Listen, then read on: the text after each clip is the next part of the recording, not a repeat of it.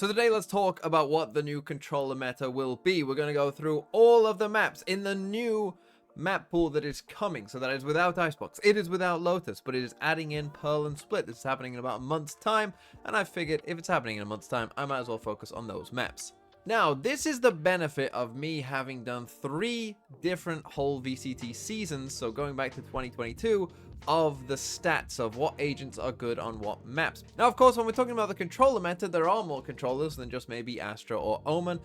But of course, with Brim, it's going to be limited to certain maps. We'll get into that with Harbor and Clove. Clove, obviously a bit of a ranked agent. Harbor, though, I think, especially without Icebox and Icebox leaving, is going to be in a lot of trouble. But let's dive into these maps, and we'll start with Abyss. And obviously Abyss, the new map, and funnily enough, even when Astra, pre-buff only had 4 stars, there was still quite a bit of Astra seeing some play on that map and finding some success. It was kind of like a 50-50 map. The win rates on Abyss for both Astra and Omen are like about 50-50. They're both decent options, it seems. No one was clearly better than the other, but obviously with the Astra buff, I would expect more and more people and teams to lean in towards Astra over Omen on just such a big map where Omen might have some range restrictions. If, for instance, you're playing on A, you might not be able to get all the way across to your smoke in B in time, whereas Astra obviously can.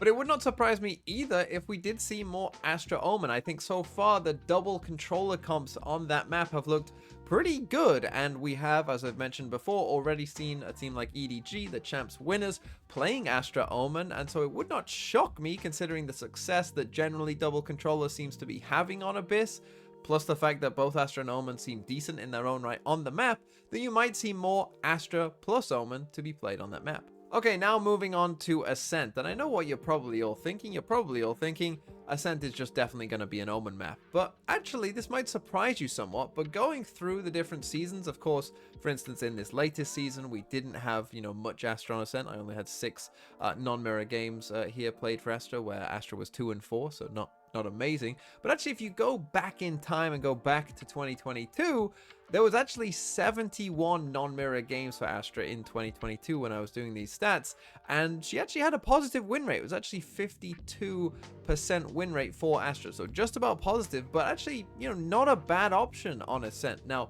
in my personal opinion, I think the game has maybe moved on a bit, and I think most people are probably at this point so familiar with Omen on Ascent that almost everyone will stick with Omen on Ascent. But at least if we go back in the day to when Astra had 5 stars, how did Astra do on Ascent? It was actually not too bad.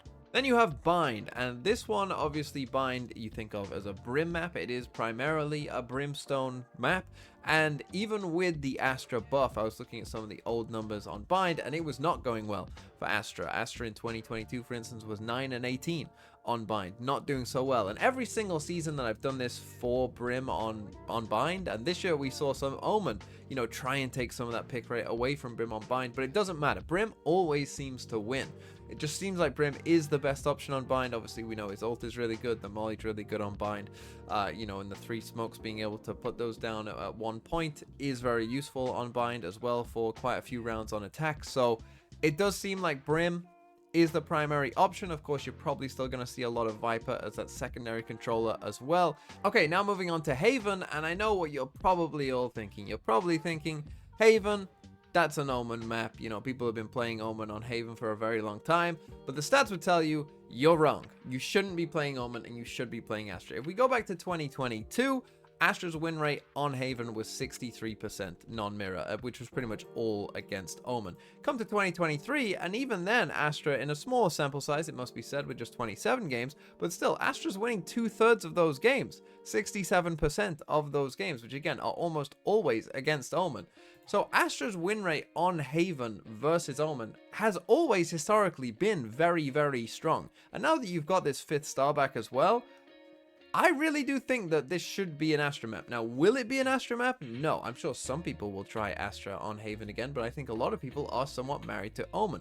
But I don't think that they should be married to Omen. There isn't as many impactful one-ways that are easy to do. There are some, in certain post-plant scenarios, you can do some nice one-ways, but they're not the easiest to always get up reliably, and so you're not often getting a ton of one-way value from Omen. And obviously, it is a very big map, and so just being able to help out no matter what's going on on the defense side with Astra, I think is going to be pretty useful. Add into that, of course, the Astra ult, I think, is actually very valuable on Haven in, for instance, retakes, right? Any B retake with an Astra ult is almost an instant win if your opponents have retreated off the site, and if they haven't, then they're in a lot of trouble, right? Same as, you know, they can't spam from C long, they can't retreat too far back off A either.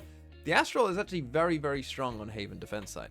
Okay, we're getting Pearl back, of course, so that's our next map. And Pearl, I'm just going to be honest with you, was always really an Astra map. I think even if Pearl came back and Astra didn't get the buff, I still think you would see quite a lot of Astra on that map, to be honest. And so now with the buff, I think it's pretty much guaranteed, locked in, that you're going to see a lot of Astra. Omen never really found a foothold in that map. You know, it was actually more kind of, are you playing Astra or are you playing Harbor Viper kind of stuff? And that will be interesting to see. You still might get some Viper, I'm sure. Some teams might go without the Viper, particularly with this Astra buff. They might decide we can, you know, just run Astra alone and be fine.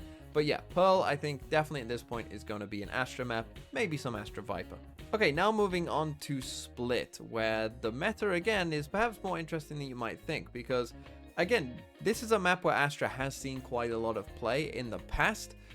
But Omen has always kind of been a bit better on Split. Even when Astra had 5 stars back in 2022, Omen still slightly outperformed Astra on the map. And then when Astra had 4 stars, Omen significantly outperformed Astra in 2023, even though the meta at that point was actually to play a lot of, you know, Astra Viper double duelist. That was kind of the meta for most of that season.